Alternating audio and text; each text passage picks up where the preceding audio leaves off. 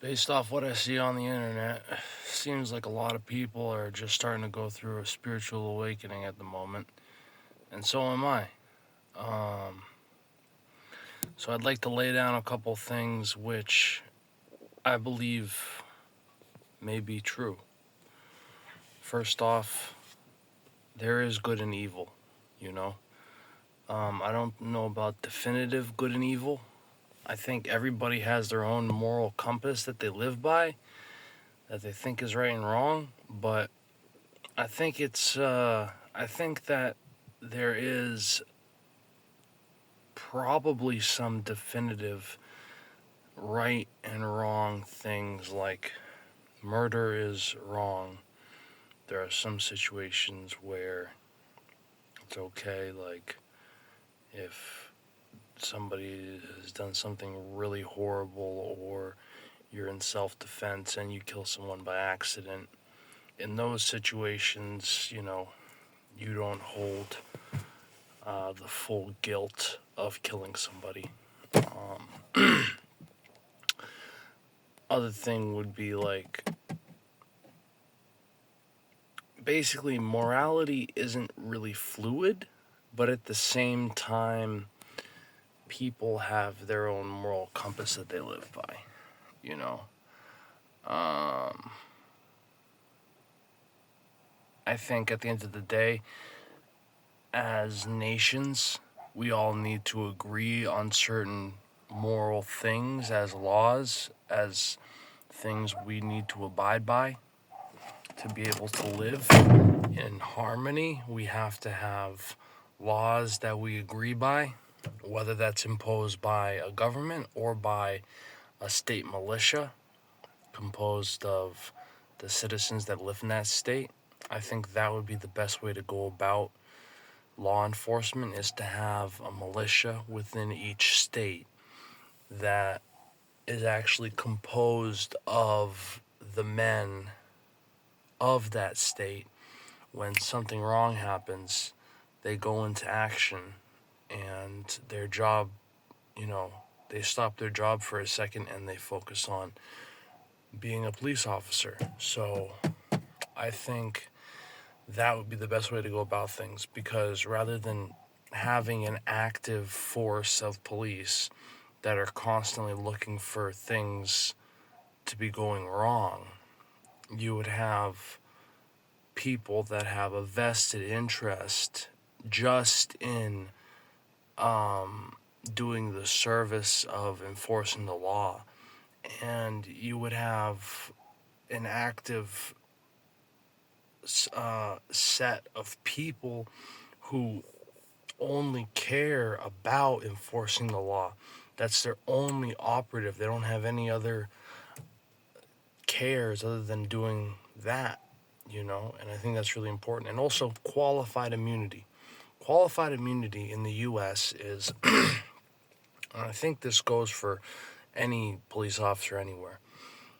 While a police officer is doing their job, whatever, when the police officer is active, they don't have to abide by normal laws like a normal citizen does.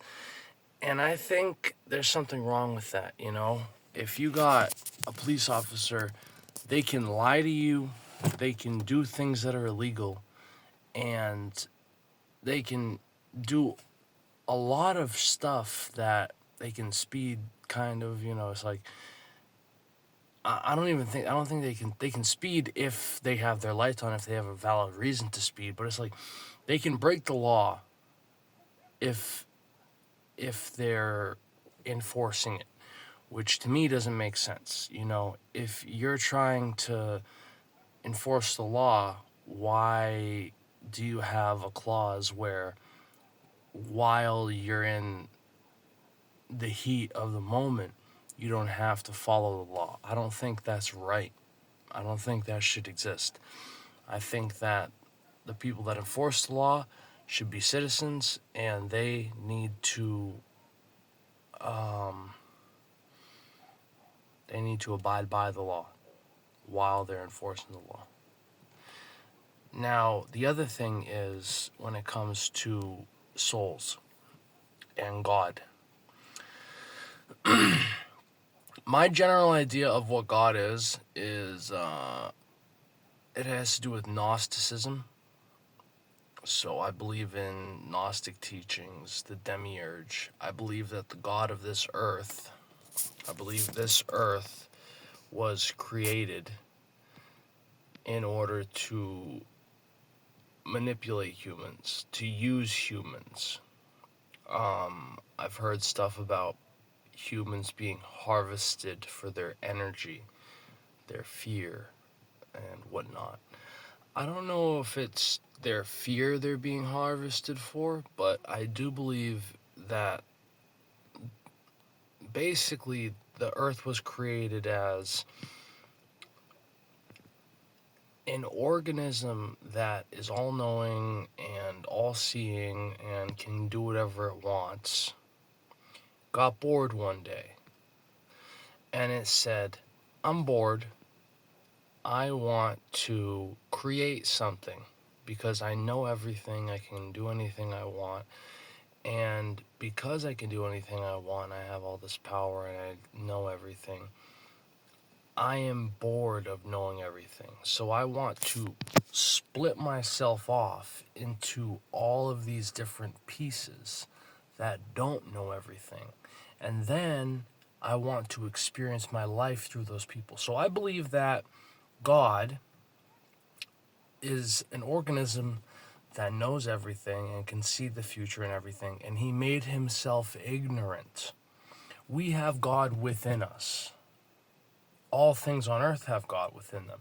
So God was bored of knowing and being everything and being perfect. So he made an imperfect world. To us, it looks perfect, but it is flawed in many senses of the word. It's perfect in many ways and it's imperfect in other ways.